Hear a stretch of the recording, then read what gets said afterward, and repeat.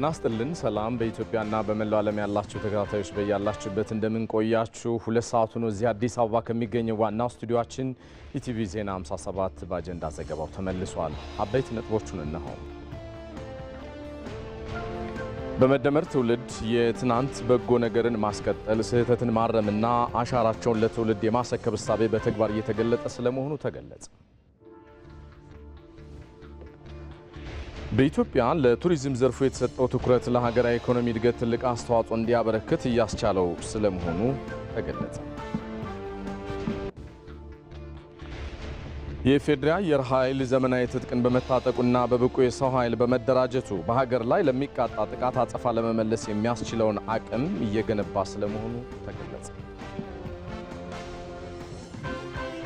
በደቡባዊ እስያ በተከሰተው የጎርፍ አደጋ የሟቾች ቁጥር ከ250 በላይ ደርሷል። ከውጭ ይዘናል። በሳምንቱ መጨረሻ የአውሮፓ ሊጎች ተጠባቂ መርሃ ግብሮች ሲደረጉ በለንደን ደርቢ ቼልሲ ከአርሰናል የሚያደርጉት ጨዋታ ይጠበቃል።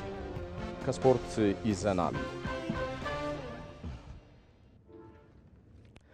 ኢትዮጵያን ህብረ ብሔራዊ አንድነቷ የተጠበቀና የጠንካራ ኢኮኖሚ ባለቤት ሀገር ለማድረግ ለመሆኑ በሚሰራው ስራ ውስጥ የመደመር መንግስት ዋና ዋና ሀሳቦች ምንድናቸው? ኢቲቪ ዜና 57 አብይ አጀንዳው አድርጎ መርጦታል። የተወደዳችሁ በጉዳዩ ዙሪያ ተጨማሪ ምላሽና ማብራሪያ የሚሰጡ እንግዳም ጋብዘናል። እንግዳችን በብልጽግና ፓርቲ የዲሞክራሲ ባህል ግንባታ ዘርፍ ኃላፊ ሚኒስትር መለስ አለሙ ከደቂቃዎች በኋላ የሚቀላቀሉን ይሆናል። ሁሉንም ዘገባዎች እየተከታተላችሁ አብራችሁ እንድትዘልቁ ጋብዛለሁ። እኔ ሰለሞን ኃይለ ኢየሱስ ነኝ።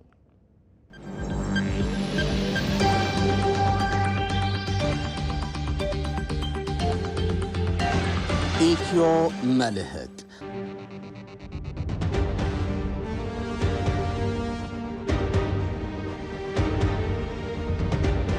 ዘጠና የጀግንነት ዓመታት፣ 90 በደመና ላይ በልበ ሙሉነት የመረማመድ፣ 90 የጠላት የኮንክሪት ምሽጎችን የመናድና ነፍጥ አንጋች ወራሪን በወረንጦ የመልቀም ያህል ከገደልና ከዳዋ ውስጥ የማጽዳት አኩሪ ታሪክ። የኢፌድሪ አየር ኃይል 90 ዓመት ሞላው። ኢትዮ መልህቅ። አየር ኃይሉ ምን ያክል ገናና ነው? ጠላትን ያሸበረው የአየር ኃይሉ ግንባታ ምን ይመስላል? ዛሬ ምሽት 3 ሰዓት ላይ በኢትዮጵያ ቴሌቪዥንና በኢቢሲ ዶት ስትሪም ላይ ጠብቁን። ኢትዮ መልህቅ።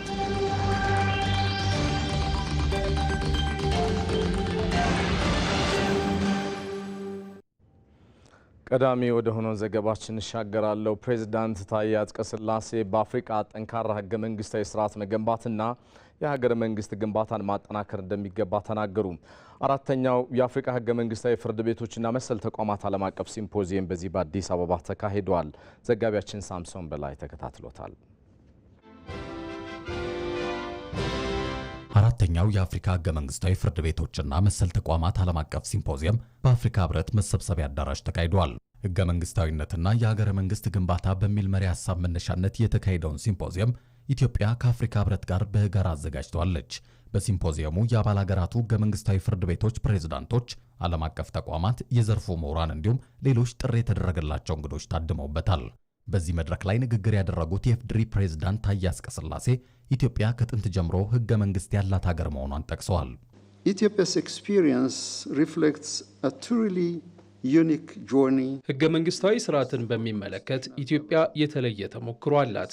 ከፍትሐ ነገሥት ጀምሮ እስከ ሀገር በቀሉ የፍትህ ስርዓት፣ የገዳ ስርዓት እንዲሁም ዘመናዊ ህገ መንግስታት ድረስ ባሉ ሂደቶች አልፋለች። አሁን የምንጠቀምበት ህገ መንግስትም የዜጎችን ሰብአዊና ዲሞክራሲያዊ መብቶችን እንዲሁም የብሔር ብሔረሰቦች መብቶችን እውቅና ይሰጣል። በአፍሪካ ህገ መንግስታዊ ስርዓትን እውን ለማድረግ የልምድ ልውውጦች አስፈላጊ መሆናቸውን የጠቅላይ ፍርድ ቤት ፕሬዝዳንት ቴዎድሮስ ምህረቱ ገልጸዋል።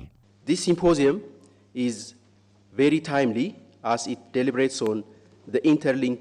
ይህ ሲምፖዚየም ሁለት እጅግ አስፈላጊ የሆኑ ጽንሰ ሐሳቦችን መነሻ አድርጎ መካሄዱ አስፈላጊና ወቅቱን የጠበቀ ያደርገዋል። ህገ መንግስታዊነትና የሀገረ መንግስት ግንባታ ሐሳብ በአፍሪካ ማዕቀፍ የተሻለ ስኬት እንዲኖረው ብዙ መንገድ ተጉዘናል።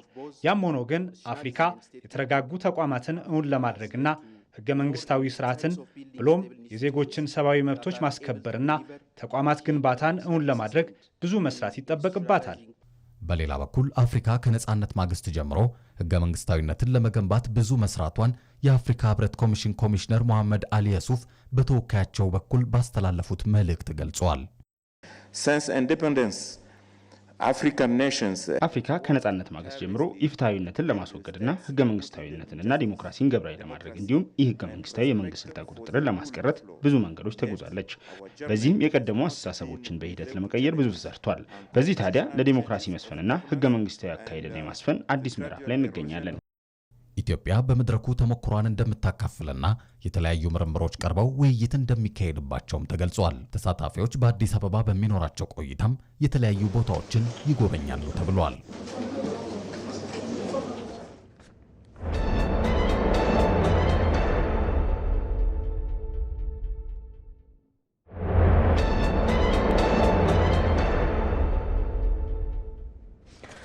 እዚህ ሸጎሌ አካባቢ ከሚገኘው ዋናው ስቱዲዮአችን በቀጥታ ስርጭት እየተከታተላችሁ የምትገኙ ቲቪ ዜና 57 አጀንዳ ዘገባው ላይ ደርሷል። የመደመር መንግስት እሳቤ በተለይ ህብረ ብሔራዊቷ የአንድነቷና በኢኮኖሚም የበለጸገችና ጠንካራ ሀገርን ለመገንባት የያዘው ስትራቴጂ መገለጫዎች ምንድናቸው ስንል እንዳስሳለን። ቀደም ሲል ያስተዋወቅኳችሁ እንግዳችን ከደቂቃዎች በኋላ የሚቀላቀሉን ይሆናል። ከዛ አስቀድሞ ይህን ዘገባ ልጋብዛችሁ። የመደመር ትውልድ የትናንት በጎ ነገርን ማስቀጠል፣ ስህተትን ማረምና አሻራውን ለትውልድ የማስረከብ እሳቤ በተግባር እየተገለጠ ስለመሆኑ ይታመናል። እንደ ታላቁ ህዳሴ ግድብ ግንባታ እና አረንጓዴ አሻራ ያሉ የሰንደቅ ዓላማ ፕሮጀክቶችም የዚሁ የህብረ ብሔራዊ አንድነት ውጤቶች ስለመሆናቸውም እንዲሁ ይገለጣል። በጉዳዩ ዙሪያ ሙሉ ግርማይ ተከታዩን ይዟል። የኢትዮጵያ የፖለቲካ ጉዞ ከጦርነት ጋር ቃል ኪዳን የተጋባ እስኪመስል ድረስ ከዚሁ መፋታት ተስኖት ከትውልድ ወደ ትውልድ መላቀቅ ሳይችል ተቸንክሮ ኖሯል። ለአብነትም የ1960ዎቹ ትውልድ የሀገሪቱን መሠረታዊ ፖለቲካዊ፣ ፍትሐዊና ምጣኔ ሀብታዊ ችግሮችን ለማስወገድ ከአደባባይ አመፅ እስከ ህቡ ተቃውሞ፣ ከጽሑፍ ክርክር እስከ ነፍጥ ፍልሚያ ታግለዋል። በማንነት ላይ ተመስርተው የተደራጁ ቡድኖችም እንወክለዋለን ለሚሉት አካል ታግለዋል። በእንዲህ ያለ መልኩ የተደረጉ ትግሎችም ኢትዮጵያን ወደ ተረጋጋ ፖለቲካ ከማሸጋገር ይልቅ ለሌላ ብርቱ ፈተና ሲዳርጋት መቆየቱም በልሂቃኑ ሲነሳ ይደመጣል። በዚህ የፖለቲካ ባህል ውስጥ የሚነግዱ ትውልድ ሁሉ በሁለት ጽንፍ በቆሙ አስተሳሰቦች ሲቀረጹ መቆየቱም የሀገሪቱ የታሪክ አካል ነው። በሁለት ጽንፍ ማንነቶችና በአክራሪ ብሔርተኝነት የተወጠረው የፖለቲካ መድረክ ከመቀራረብ ይልቅ ልዩነትን መለያው አድርጓል። እውነት ለመናገር ዛሬ ወደ ኋላ መለስ ብለን ስናየው ትውልድን ያጠፋ ትልቅ ስህተት እንደነበር ነው የምንረዳው። የኋላ ቀርነት አስተሳሰብ አንድ ችግር፣ እኛው ራሳችን ለችግራችን መፍትሄ መሻ ሲገባን በውጭ አስተሳሰብ ወይም ርዕዮተ ዓለም ችግራችንን መፍታት እንችላለን ብሎ ለእርስ በርስ መገዳደል ያበቃን መንገድ መከተላችን ነው። እንዲህ ያለው አካሄድ ኢትዮጵያን ወደፊት ከማራመድ ይልቅ ለፖለቲካዊ ምስቅልቅልና በሀገራት ዝርዝር ውስጥ በድህነት ተርታ ከግርጌው እንድትቀመጥ ማድረጉ የዚሁ የአዙሪት ፖለቲካ መገለጫ ተደርጎ ይወሰዳል። በእርግጥ ኢትዮጵያውያን የውጭ ወራሪ መጣ በተባለ ቁጥር ልዩነታቸውን ወደ ጎን ብለው ከብረት በጠነከረ አንድነት ለሀገራቸው መዋደቃቸውም በትውልዱ ላይ የተወረሰ የአርበኝነት መንፈስ ሆኖ ኖሯል። ከምንም በላይ ሀገርን ማስቀደም፣ ለሀገር ሉዓላዊነትና ነጻነት መቆም ለትውልድ ቅርስ ሆኖ የኖረ መልካም እሴት ነው። እንዲህ ያሉ መልካም እሴቶችን ማስቀጠል እንደሚገባ ሁሉ የኢትዮጵያን ፖለቲካ አንድ እርምጃ ወደፊት ከማራመድ ይልቅ ቀፍድዶ የያዛት ስብራቶችን መጠገን ከዚሁ ትውልድ ማለፍ የሌለበት አጣዳፊ የቤት ስራ አድርጎታል። በትናንትና ጉዟችን ግለሰብ፣ ቤተሰብ፣ ብሔረሰብ፣ ሀገር፣ አህጉር ስህተት እየፈጠረ ስለመጣ ያንን ስህተት ማስተካከል የመደመር ትውልድ ኃላፊነት እንደሆነ ያነሳል። ሁለተኛው ማስፋት ነው። ድሎችን ማስፋት አሉ። ድሎች ኢትዮጵያ ውስጥ አስደናቂ ድሎች አሉ። የሚጠብቅ የሚያሰፋ መሆን አለበት። አሁን ባለው የመደመር ትውልድ እሳቤም ከዚህ ቀደም የተፈጠሩ ስብራቶችን በመጠገን ህብረ ብሔራዊ አንድነትን ማንበር ለተፈጠሩ ችግሮችም እንደ ፍቱን መድኃኒት ይወሰዳል። የመደመር ትውልድ በሀሳብ ፖለቲካ ህብረ ብሔራዊ አንድነትና የተረጋጋ ፖለቲካ መለያ የሚያደርግ ሀገሪቱንም ወደ ተሻለ ብልጽግና የሚያሸጋግር መሆኑም የታመነ ነው። በሀሳብ ጥልቀትም በኢኮኖሚ አቅምም በተቻለ መጠን ራስን ችሎ መኖር የመደመር ትውልድን ግራ ከመጋባት ውል አልባ ከመሆን ያድነዋል። ጠንካራ ሀገረ መንግስት ለመመስረትም ቁልፍ ጉዳይ ነው። ሀገር የመገንቢያ መንገድ ትውልድ በማነጽ ውስጥ ያለው ሚስጥርም ተደርጎ ይወሰዳል። የዛሬ መልካም ውጤቶችና ሴቶች ቀጣይነት የሚያረጋግጠውም በትውልድ ሲጸርጽ እንደሆነም የአደባባይ ሀቅ ነው። የመደመር ትውልድን በፍቅር በወንድማማችነትና በህብር የሚግባባ የዛሬን አቅም በማሰባሰብ ካለፈው የወረሳቸውን ጥንካሬዎችን ማሳደግ እንዲሁም ክፍተቶችን ሲያርም ለብሔራዊ መግባባት ጥርጊያ መንገድ እንደሚከፍት መሳቢያው ነው። በትናንት ጉዞ የተፈጠረ ስህተትን ማስተካከል፣ ታሪካዊ ድሎችን አስጠብቆ መቀጠልና በወጀብ ሳይናወጥ አሻራውን ለሚቀጥለው ትውልድ ማበርከትም ገዢው ባህሪው። አሻራን በወርቅ የሚጽፍ ነው። በአቧራ የማይናወጥ ብቻ ሳይሆን አሻራ የሚያስቀምጥ ነው። ለማን? ለሚቀጥለው ትውልድ። ማሰሪያው ነገር ከተናጠል እውነት ወደ ወል እውነት የሚሸጋገር ትውልድ መሆን አለበት። ለአብነትም የትውልድ የዘመናት መሻትና ቁጭት የሆነውን ታላቁ ህዳሴ ግድብን እውን በማድረግ አሻራውን በጉልህ ማሳረፍ ችሏል። ወገብ የሚያጎብጡ ጫናዎችን ተቋቁሞ እውን ማድረግ የተቻለውን የታላቁ ህዳሴ ግድብ ህብረ ብሔራዊ አንድነት እሳቤ በተግባር የተገለጠበት ጭምር ነው። እንደ አረንጓዴ አሻራ ያሉ ስራዎችም የትውልድ አቅም የተገለጡበት ድንቅ ስራ ተደርጎም ይወሰዳል። ሀገር በዘመናት ጅረት በትውልድ ቅብብሎሽ አስጠብቃ የቆየችውን የባህር በር ጋር እንድትቆራረጥ የተደረገውን የትናንት ስህተትን ማረምም የዚሁ ትውልድ ጥያቄ ሆነው ወደ አደባባይ መጥቷል። እንዲህ ላሉ ብሔራዊ ጥቅሞች ትውልዱ ዘብ መቆሙም ለሀገር ከፍታ ዋስትናን የሚሰጡ ናቸው። እዚህ ጉዳይ ላይ እንቆያለን። የተወደዳችሁ ቀደም ሲል ያስተዋወቅናችሁ እንግዳ ተጨማሪ ምላሽና ማብራሪያ እየሰጡን ቆይታ ያደርጋሉ። እንግዳችን በብልጽግና ፓርቲ የዲሞክራሲ ባህል ግንባታ ዘርፍ ኃላፊ ሚኒስትር መለስ አለሙ እኛ ጋ ናቸው። ለጊዜዎት አብዝተን ነው የምናመሰግነው። እንኳን ደህና መጡ። እንደምንችል አመሰግናለሁ እድሉን ስለሰጣችሁ። በመደመር መንግስት እሳቤ የትናንት ወረቶችን ወርሶ ዛሬና ነገን ማስተሳሰር የሚሉ ጠንከር ያሉ ሀሳቦች ያሉበትና በተግባር ሊገለጡ የሚችሉ ጉዳዮችም በሚገባ የተብራሩበት ነው። በተግባር ሲገለጥ ማሳያዎቹ ምንድናቸው ከሚለውን ጀምር። መልካም። እንደተባለው የመደመር እሳቤ የትውልዶችን የሚመለከትበት በተለይ የትውልድ ሚናን በሚመለከት ያለፈው ትውልድ የሰራውን መልካም ስራ እና መልካም ምኞት ለሀገር ባለው ፋይዳ ለትውልድ ባለው ፋይዳ ያንን እንደ ወረት በመያዝ ከዚህም በመማር ስህተቶችን በማረም መልካምና በጎ የሆኑ እሴቶችን ደግሞ የማስቀጠል እሳቤ የያዘ ነው። የአሁኑ ትውልድ ደግሞ በዚያ ላይ ተመስርቶ ባለፈው ትውልድ የነበሩ ስህተቶች፣ ድክመቶች፣ በወቅቱ የነበሩ ትክክለኛ ጥያቄዎች በትክክለኛው መንገድ ምላሽ ባለማግኘታቸው ምክንያት የተፈጠሩ ስህተቶች፣ ችግሮች፣ እነዚህን ውስብስብ ችግሮችን፣ ፈተናዎችን ለመሻገር የሚያስችል መፍትሄን ማቅረብ ለዚህም ደግሞ ተግቶ መስራትን ማዕከል የሚያደርግና ከሁሉ በላይ ደግሞ የአሁኑን እድል ተጠቅሞ መልካም አጋጣሚዎችን ተጠቅሞ የሚቀጥለውን ትውልድ ከሁሉ በላይ ምቾት ያለው ተድላ ያለው ጠንካራ ሀገር መረከብ እንዲችል በማሰብ በእነዚህ መካከል በትላንት በዛሬና በነገ መካከል ያለውን የተለያዩ ጉዳዮችን አጣጥሞ መሄድ የሚችል እሳቤ ነው ብሎ መውሰድ ማስቀመጥ ይቻላል። ከዚህ ጋር አያይዘው ምናልባት ሀገራዊ አንድነትን ለማረጋገጥ የወል ትርክት የወል እውነት ፊት ለፊት የመጣበት ዘመን ነው ቢባል ማጋነን አይሆንም። ለኢትዮጵያ ምሱ ያዋጣታል በሚል እሳቤ ዘርፈ ብዙ ስራዎች እየተሰሩ እንዳለ እንረዳለን እና ሀገራዊ አንድነትን ለማረጋገጥ እየተሰሩ ካሉ ስራዎች የዚህ ትውልድ መገለጫ ጉዳዮች ምንድን ናቸው? አዎ እንግዲህ ቅድም እንዳነሳ ነው ያለፈውን ትውልድ ወስደህ በምታይበት ጊዜ በዚያ ትውልድ መካከል ላይ የተሻለ ህይወት ዜጎች እንዲኖራቸው የተሻለ ሀገር እንዲኖር ፍላጎትና ምኞት አለ። የተሻለ ሀገርና ጠንካራ ሀገር የመፍጠር ጉዳይ ደግሞ እንደዚሁ ሰፋ አድርገህ ልታየው የምትችለው ጉዳይ ነው። እዛ ውስጥ ጠንካራ የሆነ የአስተዳደር ስርዓት ተቋማት ያስፈልጋሉ። ጠንካራ የሆነ የኢኮኖሚ ስርዓት ይፈልጋል። ጠንካራ የሆነ የህዝቦች ትስስርና አንድነት ይጠይቃል።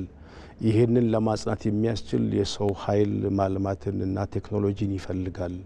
ከዚህ ተነስቶ ደግሞ በራሱ በአካባቢው ተጽዕኖ መፍጠር የሚችል የውጭ ግንኙነቶችን ጭምር የሚመለከት ጉዳዮች አሉበት። እነዚህ ነገሮች ወስደ በሚታይበት ጊዜ እዚህ ለማድረስ ካለፈው የነበሩ ስህተቶችና ችግሮች፣ ፈተናዎችን እንዴት መሻገር ይቻላል የሚለውን ጉዳይ እሱን የማሻገር ኃላፊነት ይወስዳል ይሄኛው ትውልድ።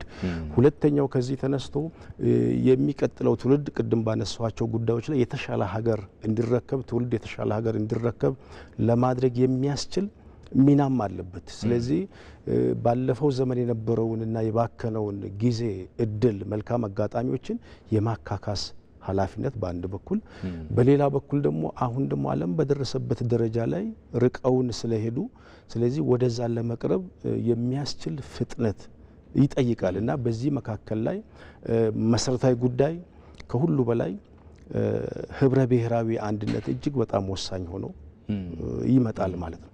ስለዚህ ከዚህ በፊት የነበረው የቀደመው ትርክት የፈጠረውን ችግር ተከታዩ ትርክት እንደገና ደግሞ የሚፈጥረውን ችግር እነዚህ እርስ በርስ ዜሮ ድምር ሆነው እንዲቀጥሉ ከማድረግ ይልቅ ለነዚያ አማካይ የሆነውን በተለይ ወርቃማ አማካይ የሆነውን የሚዛናዊነት ጉዳይ የወል ትርክት አምጥተ ጠንካራ የፖለቲካ ስርዓት የመገንባት ጠንካራ ሀገር የመገንባት ጉዳይ ላይ ህብረ ብሔራዊ አንድነት እና ከዚህ አንጻር የተሰሩ ስራዎች እጅግ በጣም ትልቅ የኢትዮጵያንም ተስፋ ከፍ አድርገው የሚያሳዩ ምናልባት ያለፈውንም ችግር ለማረም የአሁናዊንም ሚና ለመወጣት ይሄኛው ትውልድ ለሚቀጥለውም ትውልድ የተሻለ ሀገር ለማስረከብ የተሰሩ ስራዎችም ትርክቱም እጅግ በጣም አስፈላጊ ሆኖ የሚገኝበት ለዚህም ትክክለኛ ምላሽ የተሰጠበት ነው ብሎ መውሰድ ይቻላል ማለት ነው። ይሄን የመጨረሻ ጥያቄ አደርገዋለሁ። ተነጣይ ትርክትን መምታት እንደ ሀገር ደግሞ አሰባሳቢ ጉዳዮችን ፊት ለፊት ይዞ መዝለቅ ሁለንተናዊ ብልጽግናን ለማረጋገጥ አይነተኛ ሚና እንዳለው የብዙ ኢትዮጵያውያን ስምምነት ያለበት ሀሳብ ይመስለኛል እና ይሄን ነገር ገፍቶ እውን እንዲሆን በመደመር እሳቤ ኢትዮጵያውያን ተሳትፏቸው በተለይ ብሔራዊ ጥቅምን የሚያስጠብቁ ህብረ ብሔራዊ አንድነትን የሚያስቀጥሉ ከተነጣጣይ ትርክት ይልቅ የጋራና የወል እውነቶች ፊት ለፊት እንዲመጡ በማድረግ በኩል ከኢትዮጵያውያን ምንድነው የሚጠበቀው? እንግዲህ ኢትዮጵያውያን የመጀመሪያው ኢትዮጵያ ሀገራቸው ናት። ስለዚህ የኢትዮጵያና የኢትዮጵያ የረጅም ጊዜ ታሪክ ያለፈው ትውልድ ታሪክ እና የአሁኑ ትውልድ ኃላፊነት የሚቀጥለው ትውልድ ደግሞ እንደዚሁም ኃላፊነት ያለበት ከመሆኑ ጋር ተያይዞ ኢትዮጵያውያንና ዜጎች ከሁሉ በላይ የተረጋጋ የፖለቲካ ስርዓት እንዲኖር የማድረግ ከሁሉ በላይ ደግሞ የስርዓታት ስክነት እንዲመጣ የማድረግ ይሄን ለማድረግ ደግሞ ህብረ ብሔራዊ አንድነት ይሄ የአብሮነቱ ወንድማማችነት እሴቶቹ እንዲጠናክሩ በማድረግ አንድ ጠንካራ ሀገር የመገንባት ጉዳይ ላይ እያንዳንዱ ዜጋ እንደ ዜጋም እንደ ማህበረሰብም ኃላፊነት አለበት ማለት ይሄን ኃላፊነት መወጣት አለበት። ስለዚህ ይሄን ኃላፊነት የሚወጣባቸው መንገዶች በርካታ ናቸው። የመጀመሪያው የፖለቲካ ስርዓቱን በማረጋጋት ጉዳይ ላይ መብትና ግዴታውን ለይቶ አውቆ ዜጋው የበኩሉን አስተዋጽኦ ማበርከት አለበት። ከዚህ አንጻር የዜጋ እሴት የማዳበር ጉዳይ የዜጋ አመለካከት የዜግነት አመለካከት የማዳበር ጉዳይ እና ይሄ ሲቪሊቲ የሚባለው የሲቪል ባህል የማዳበር ጉዳይ ከነዚህ አንጻር ደግሞ ሊወሰዱ የሚችሉት በምርጫ ላይ መሳተፍ መምረጥ እና መመረጥ የበጎ ፈቃድ አገልግሎቶች የህብረተሰብ አገልግሎቶች ላይ መሳተፍ የመንግስት አስተዳደር ስርዓትን መረዳት መገንዘብ ሚናን በአግባቡ መወጣት ይህ ሁሉ ሲደረግ በሶስት ጉዳዮች ላይ ሰብሰብ ማድረግ የሚቻል ይመስለኛል። አንደኛው ከሁሉ በላይ ሀገር የጋራ ነው። ስለዚህ የጋራ ሀገር በጋራ የመገንባት ጉዳይ የሁሉም ማህበረሰብ የሁሉም ዜጎች ኃላፊነት ነው። ስለዚህ በዚህ ላይ ሚና መወጣት ያስፈልጋል አንዱ።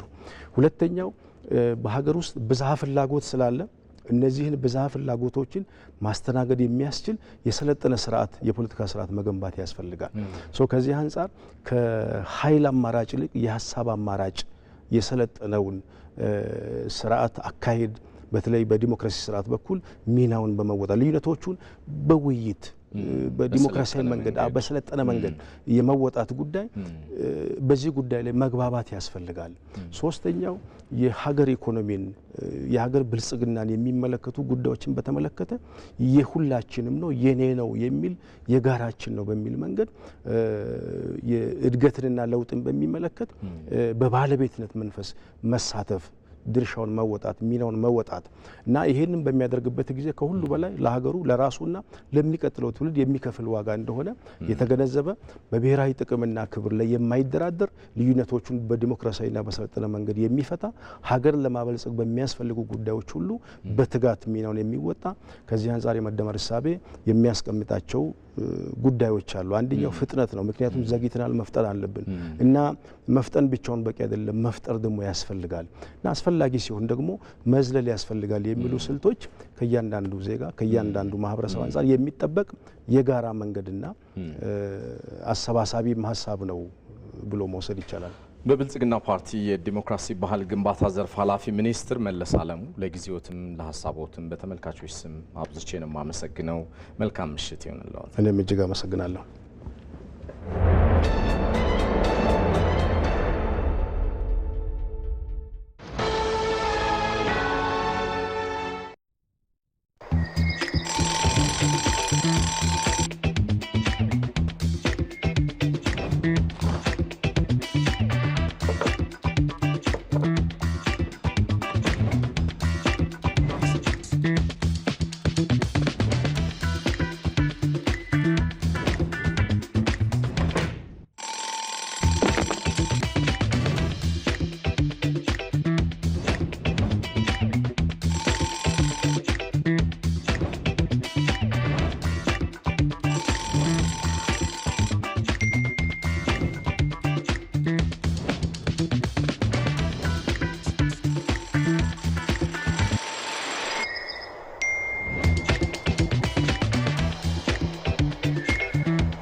የደሞዝ ክፍያ በሲቢኢ ብር ለሚቀበሉ ደንበኞች አሁን ሁሉም ቀሏል። በሲቢኢ ብር ፕላስ በኩል እስከ 4 ወር ደሞዝ ብድር በአንድ ወስደው ያሻዎትን ቀን የደሞዝ ቀን ያድርጉት።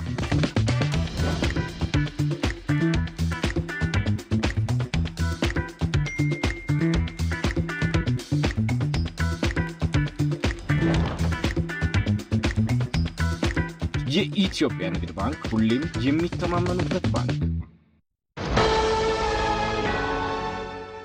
ጀግናው የኢፌዴሪ አየር ኃይል ላለፉት 90 ዓመታት ከህዝባችን ጎን በመቆም የሀገራችንን ሉዓላዊነት በማስጠበቅ ደማቅ ታሪክ የጻፈ ተቋም ነው። የ90 ዓመት ክብረ በዓልን አስመልክቶ ለአየር ኃይል እድገት በሙሉ አቅሜ እሮጣለሁ በሚል መሪ ሐሳብ የፊታችን ህዳር 21 በውቢቱ ቢሸፍቱ ከተማ ስናዘጋጅ ተፈጥሮ የሰጣትን እምቅ ሀብት ለዓለም በማስተዋወቅ ነው። ዓለም አቀፍ የ10 ኪሎ ሜትር የጎዳና ላይ ሩጫ በድምቀት ይካሄዳል። በዚህ ውድድር በኢትዮጵያ የመጀመሪያና ትልቁን ሽልማት ለብርቅዬ አትሌቶቻችን ይዘን መጥተናል። አንደኛ ለሚወጡ ግማሽ ሚሊዮን ብር፣ ሁለተኛ ለሚወጡ ሩብ ሚሊዮን ብር፣ ሶስተኛ ለሚወጡ 100 ሺህ ብር፣ አራተኛና አምስተኛ ለሚወጡ ሽልማት ተዘጋጅቷል። የበርካታ አትሌቶችና የኦሎምፒክ ሜዳሊያ ተሸላሚው ምሩጽ ይፍጠር መፍለቂያ የሆነው የኢፌዴሪ አየር ኃይል 90 ዓመቱን ሲያከብር ለሀገራችንና ለሩጫው የሰራውን አኩሪ ገድል በመድገም ነው። ህዳር 21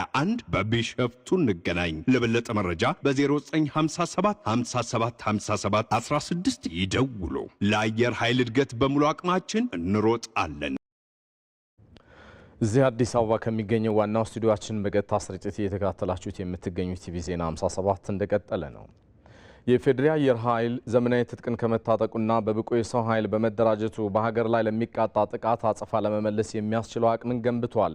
ተቋሙ ከ1982 ዓ.ም ወዲህ እየተዳከመ የመጣ ቢሆንም የ90 ዓመታት ገናና ታሪኩን በሚመጥን መልኩ መጠነ ሰፊ የማሻሻያ ተግባራት ባለፉት 7 ዓመታት ተሰርቶለታል። ቶማስ ኃይሉ በጉዳዩ ዙሪያ ተከታዩን ይዘዋል።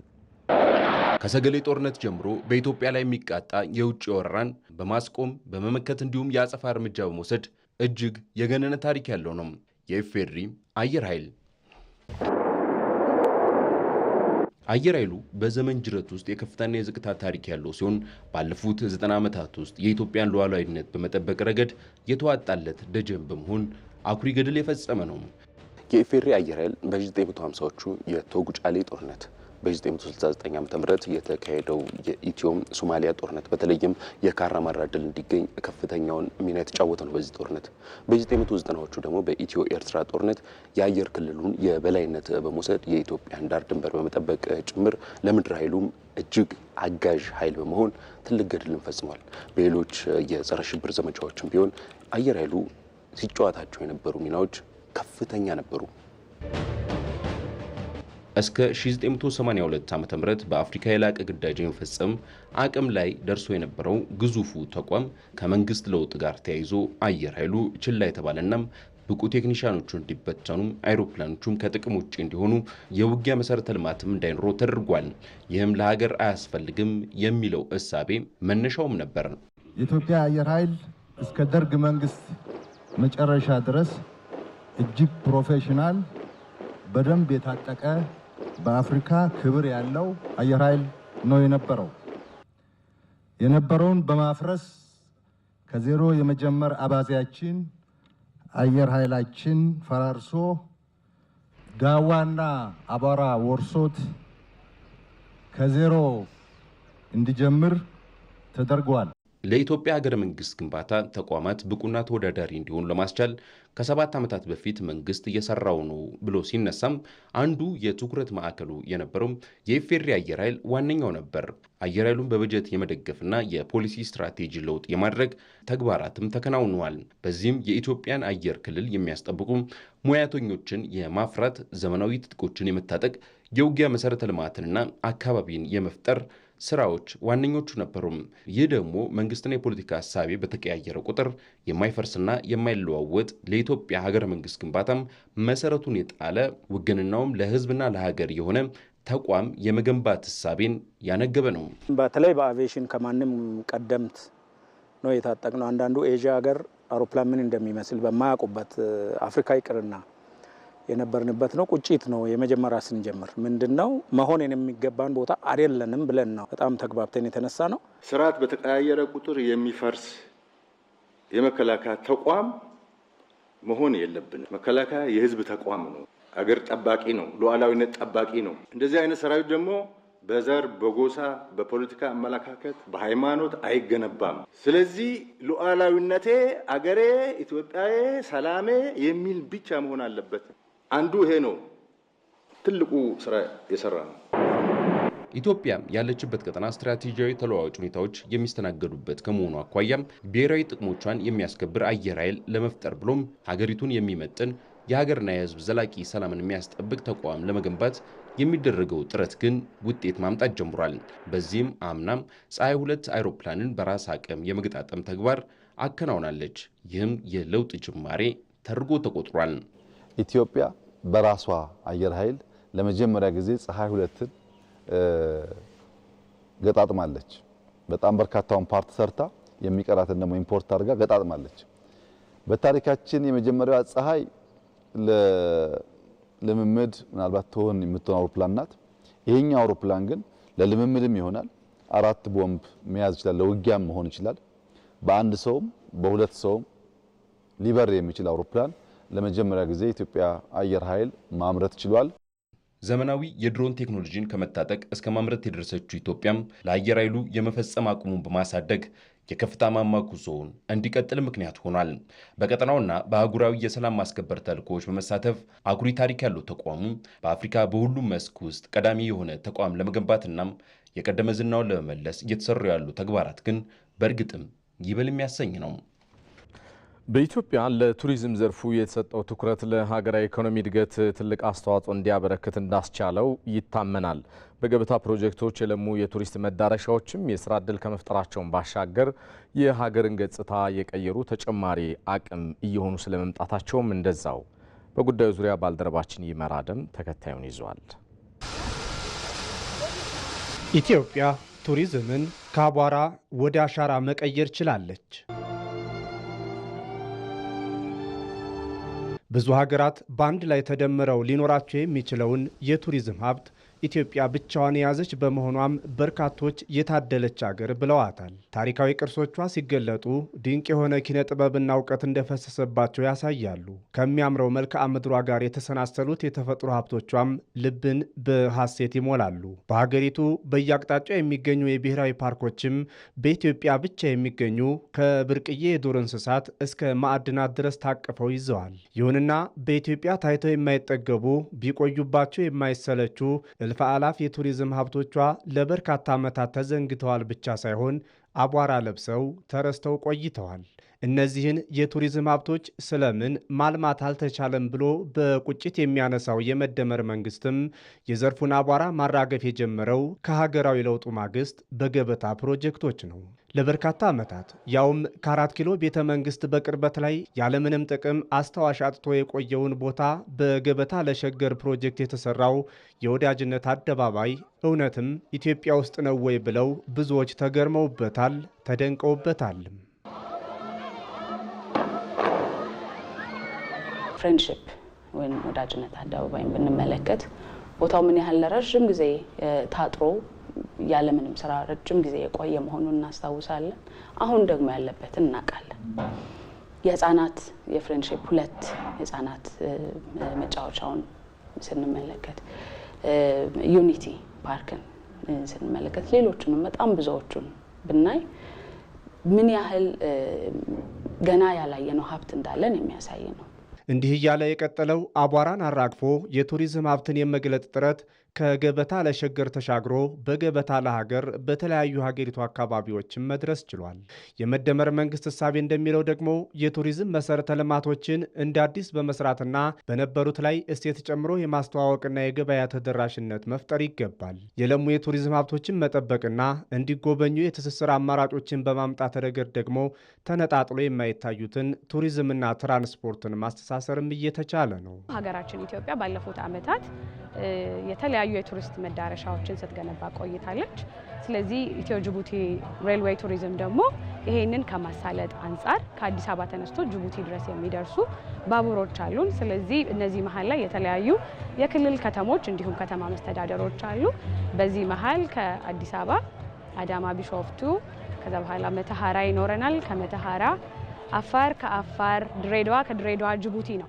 እነዚህ በቱሪዝም መልክ ለማሳለጥ እየሰራን እንገኛለን። የሀገር ውስጥ ቱሪዝምም አንዱ ሌላውን በማወቅ በህዝቦች መካከል ያለውን ትስስር ያጠናክራል። ከዚህ ባሻገር መንግስት ለቱሪዝም ዘርፉ የሰጠው ትኩረት አንዱ የሀገሪቱ የኢኮኖሚ እድገት ምንጭ እንዲሆን እያስቻለው ይገኛል። የቀጥተኛ ኢኮኖሚ አስተዋጽኦን ስንመለከት በ2017 በጀት ዓመት መረጃውን ስንመለከት ወደ 5 ቢሊዮን ብር ለማግኘት ነበረ የታቀደው።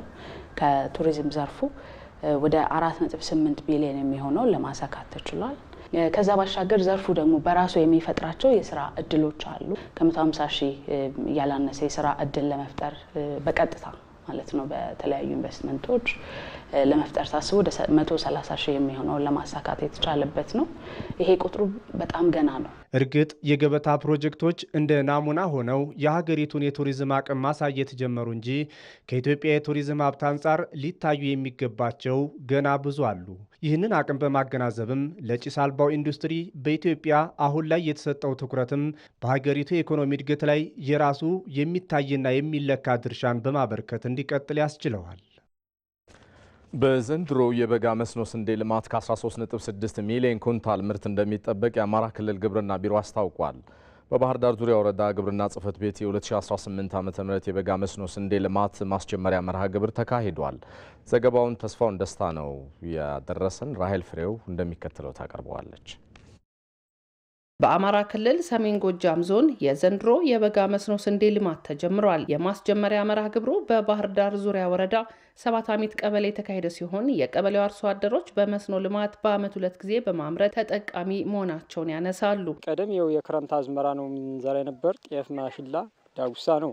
አሁን ግን ከዓመት 2 ጊዜ እያመረትን አሁን ጤፍ ዘርቻለሁኝ። አሁን ጤፉን መልሼ ስንዴ ዘርቻለሁ። ክረምቱ የበጋው 2 እጅ ይበልጣል። ማሽላ እንጀራ ነበር ምን በላ። አሁን በበጋው ደህና እንኳን ለመብል ለዚህ ለማዳበሪያው ለምኑ እያተረፍነ ነው። 1 ሄክታር ዘራለሁ አነሰ ብዬ 40-50 ኩንታል አገኛለሁ እኔ ለኔ ክረምት ከምዘራው በጥፍ ለኔ ጥቅም አለ። ከአንድ በሬ ወደ 3 በሬ ተሸጋግር ያለው እኔ በግል እንደኔ ማለት ነው። የሰሜን ጎጃም ዞን ምክትል አስተዳዳሪና ግብርና መምሪያ ኃላፊ በለጠ ጥጋቡ በማስጀመሪያ መርሃ ግብሩ ላይ ዞኑ ለበጋ መስኖ ስንዴ ልማት ምቹ መሆኑን ጠቁመው በበጋ መስኖ ልማት የአርሶ አደሩን የምግብ ዋስትና ለማረጋገጥ በትኩረት እየሰራን ነው ብለዋል። በዚህ ዓመት አንድ የትኩረት ኤሪያ አድርገን እየሰራን ያለ ነው ከመስኖ አኳያ ነው። እንደ ዞን 44819 ሄክታር መሬት በዚህ ዓመት በመስኖ እንሸፍናለን። ከዚህ ውስጥ 29000 ሄክታር መሬቱ የበጋ ስንዴ መስኖ ነው ማለት ነው። እስካሁንም ከ6000 ሄክታር በላይ የበጋ ስንዴ መስኖ ተዘርቷል።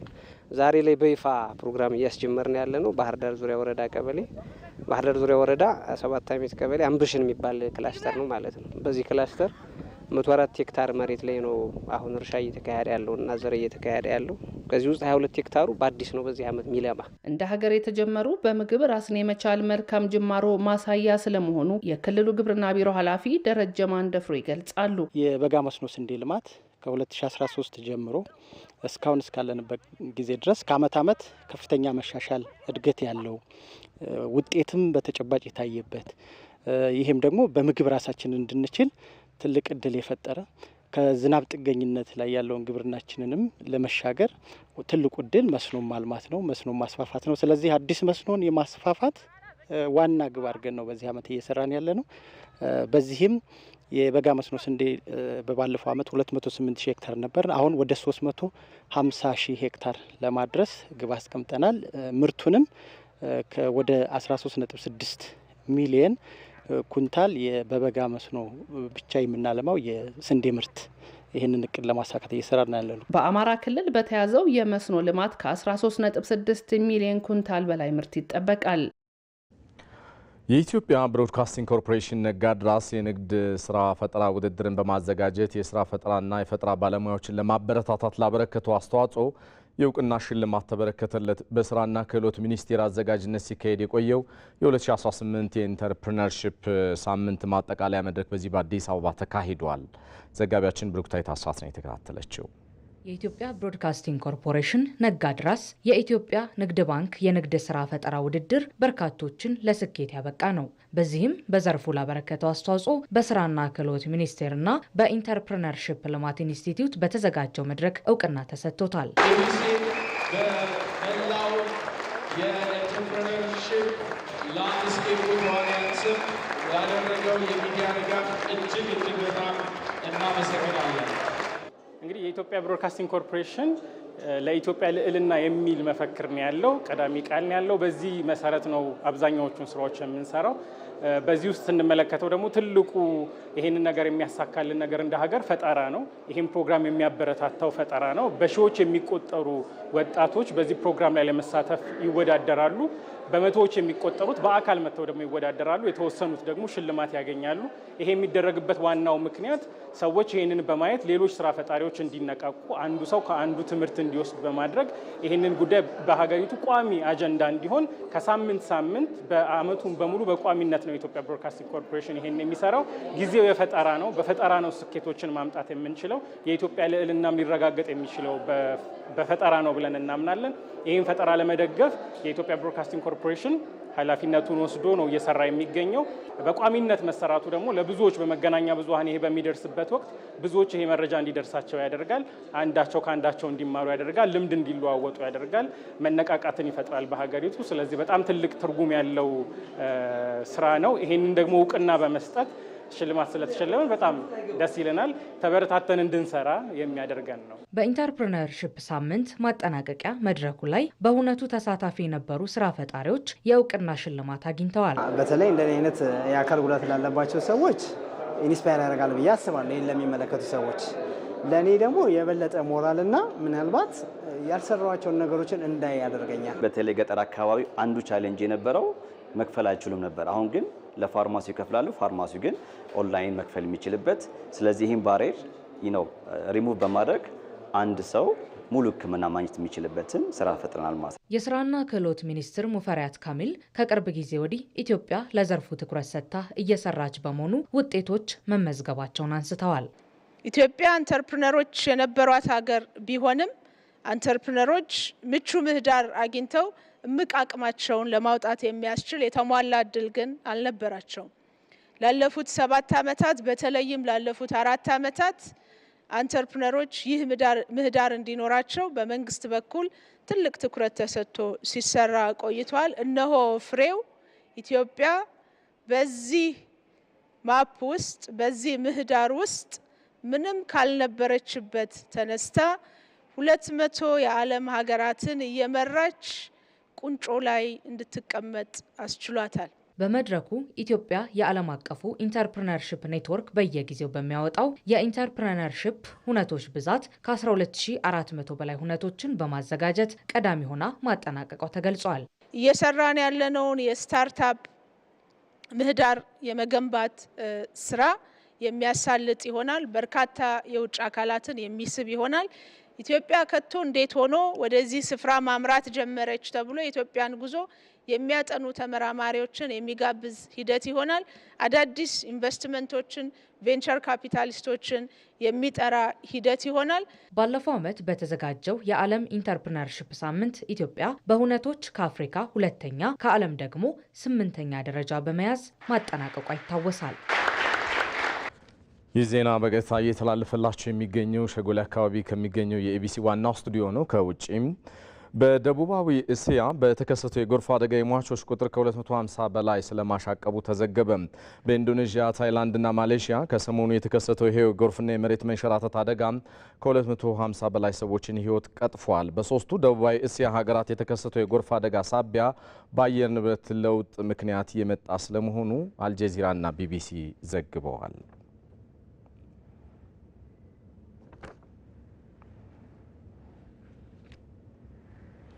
በመጨረሻም በሳምንቱ መጨረሻ የአውሮፓ ሊጎች ተጠባቂ መርሃ ግብሮች ሲደረጉ በለንደን ደርቢ ቼልሲ ከአርሰናል የሚያደርጉት ጨዋታ በጉጉት ይጠበቃል። በሴሪኤው ሮማ ከናፖሊ፣ በቡንደስሊጋው ባየር ሊቨርኩሰን ከቦርሲያ ዶርትመንድ፣ በፈረንሳይ ሊግ 1 ፒኤስጂ ከሞናኮ የሚገናኙም ይሆናል።